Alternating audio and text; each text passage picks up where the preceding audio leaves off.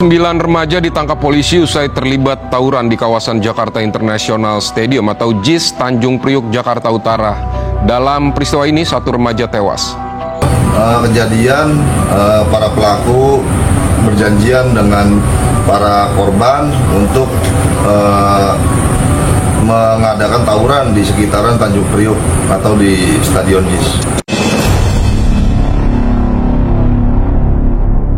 Assalamualaikum warahmatullahi wabarakatuh. Bismillah, alhamdulillah, wassalatu wassalamu ala rasulillah, amma ba'du. Selamat berjumpa kembali di Aji Dakwah TV. Semoga kita semua senantiasa diberikan kesehatan dan keberkahan oleh Allah subhanahu wa ta'ala. Amin ya Allahu ya rabbal alamin.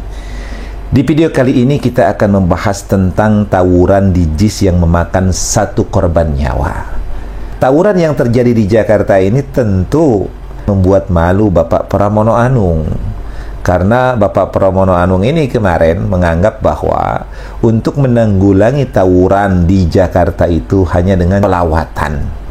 Jadi dengan sholawatan maka permasalahan tawuran itu akan bisa diselesaikan di DKI Jakarta. Tetapi faktanya ternyata setelah beliau mengadakan acara sholawatan di Manggarai dengan bingkai format Manggarai bersolawat, ya ternyata faktanya tawuran tetap ada dan lebih dari itu memakan korban nyawa. Kalau kemarin tawuran di Manggarai itu tidak ada nyawa yang melayang, tetapi sekarang tawuran yang di JIS ini itu ternyata memakan korban nyawa. Artinya apa? Artinya upaya yang dilakukan oleh Bapak Pramono Anung ini itu tidaklah efektif. Yuk kita lihat, kita simak bagaimana kejadian peristiwa tawuran di JIS ini sebagaimana yang dilaporkan oleh pihak Polres Jakarta Utara. 9 remaja ditangkap polisi usai terlibat tawuran di kawasan Jakarta International Stadium atau JIS Tanjung Priuk, Jakarta Utara. Dalam peristiwa ini, 1 remaja tewas.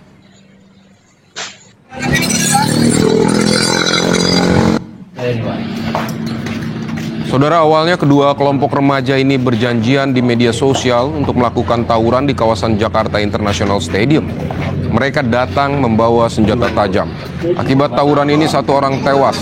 Setelah mendapat laporan, polisi langsung memburu pelaku dan menangkap 9 orang dalam 24 jam setelah kejadian. 8 diantaranya masih berstatus pelajar. Awal kejadian para pelaku berjanjian dengan para korban untuk mengadakan tawuran di sekitaran Tanjung Priuk atau di Stadion JIS. Saat kejadian korban ini naik motor, 1 motor 3 orang, dan kemudian diuber-uber atau dikejar oleh para pelaku, kemudian dibacok atau disabet dengan 1 bilah senjata tajam. Demikian tadi kronologi peristiwa kejadian tawuran yang memakan korban di JIS ini dijelaskan oleh anggota polisi Polres Jakarta Utara. Dan ada hal yang bisa kita catat, yang bisa kita analisa. Yang pertama adalah bahwa tawuran ini dilatar belakangi dengan tantangan-tantangan yang ada di sosial media. Jadi tantangan-tantangan di sosial media yang kemudian direspon satu dengan yang lainnya dan yang kemudian saling berjanji, janjian untuk ketemu dan saling bertarung. Oleh karenanya mungkin upaya yang harus dilakukan oleh pihak kepolisian adalah terus memantau sosial media, ya walaupun memang susah untuk mengkontrol sosial media ini. Jadi bagi Bapak Pramono Anung ini tentu sekarang harus lebih ketat lagi tuh. Bagaimana caranya seperti program Kang Deddy Mulyadi untuk tingkat SD SMP itu tidak diperkenankan untuk menggunakan alat komunikasi handphone. Atau mungkin sekarang bisa jadi kemudian ada satgas tersendiri yang memang mengkontrol bahwa anak-anak sekolah ini dari mulai SD, SMP, SMA bahkan mungkin tidak diperkenankan untuk menggunakan handphone, karena ternyata dengan handphone yang begitu mudah ini justru memudahkan mereka untuk melakukan tindakan-tindakan yang bahkan menjurus kepada kriminal. Nah, itu yang harus dilakukan tuh Bapak Anung, bukan dengan hanya bersolawat, bukan hanya dengan sekedar solawatan, tetapi harus ada tindakan nyata. Ya, tentang bagaimana tindakan nyatanya silakan, apakah ingin meniru programnya Kang Deddy Mulyadi atau menggunakan program sendiri. Kreatiflah, cerdaslah, bisa mungkin bertanya dengan staf-staf ahli di provinsi berkaitan tentang penanganan hal ini. Lalu yang kedua adalah bahwa ternyata tawuran ini begitu luar biasa merasuk kepada jiwa-jiwa muda, terutama di Jakarta ini, yang mereka ini bukan hanya sekedar bertarung menggunakan tangan kosong, tapi juga mereka sudah bertarung menggunakan sajam, yang kita paham kalau sajam ini kemudian akan membuat luka atau bahkan meninggal. Nah, oleh karenanya tentu harus ada upaya pencegahan preventif dari lingkungan masyarakat itu sendiri. Ya, mungkin diadakanlah jam malam seperti yang akan dilakukan oleh Kang Deddy Mulyadi. Adakan jam malam di mana ada kerjasama antara provinsi, Polda, Polres, Polsek, dan juga kelurahan, kecamatan, dan juga RT RW setempat. Jadi kalau sudah jam 10 malam misalnya, kalau nggak mau mengikuti Kang Deddy Mulyadi, jam 10 malam itu anak-anak pemuda itu yang tidak memiliki kepentingan ya harus sudah masuk ke dalam rumahnya masing-masing. Nah, mungkin bisa diberlakukan seperti ini.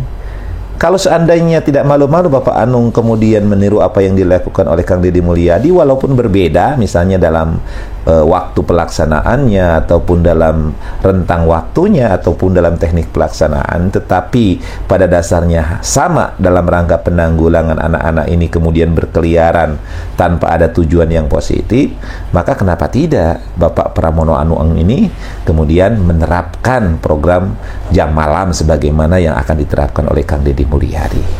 Karena ini sudah emergensi. Karena memang sekarang orang tua di Jakarta ini itu sukar sekali untuk mengontrol anak-anaknya yang sudah remaja atau bahkan anak-anaknya yang sudah lepas SMA. Karena mereka ini sangat pintar mencari-cari alasan kepada orang tuanya. Nah, mungkin orang tuanya bisa dibodohin, bisa dibohongin, bisa dikibulin. Tetapi kalau misalnya RT, RW, dan juga misalnya perangkat-perangkat yang lainnya, termasuk misalnya taruna, karang tarunanya bergerak, ya, dan ormasnya juga ikut bergerak untuk mengamankan anak-anak muda yang bermasalah, yang nongkrong-nongkrong tidak jelas ini, maka ini akan terbantukan. Kenapa? Karena di Jakarta ini ada satu prinsip, ya ini lu gue. Jadi jangan suka mencampuri urusan orang. Nah, kadang-kadang prinsip seperti ini justru mengakibatkan orang itu bertindak semau-maunya. Maka prinsip ini harus dirubah.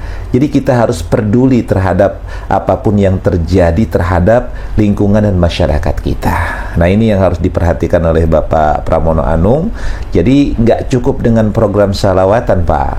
Perlu ada tindakan nyata, terukur untuk menangani permasalahan tawuran yang sudah sangat masif ini. Nah, mudah-mudahan apa yang disampaikan ini juga sampai kepada Bapak Pramono Anung dan kemudian bisa dijadikan pertimbangan untuk menanggulangi permasalahan tawuran di DKI Jakarta. Mudah-mudahan apa yang disampaikan ini bisa memberikan manfaat. Wallahu muwaffiq ila aqwamit thoriq. Assalamualaikum warahmatullahi wabarakatuh.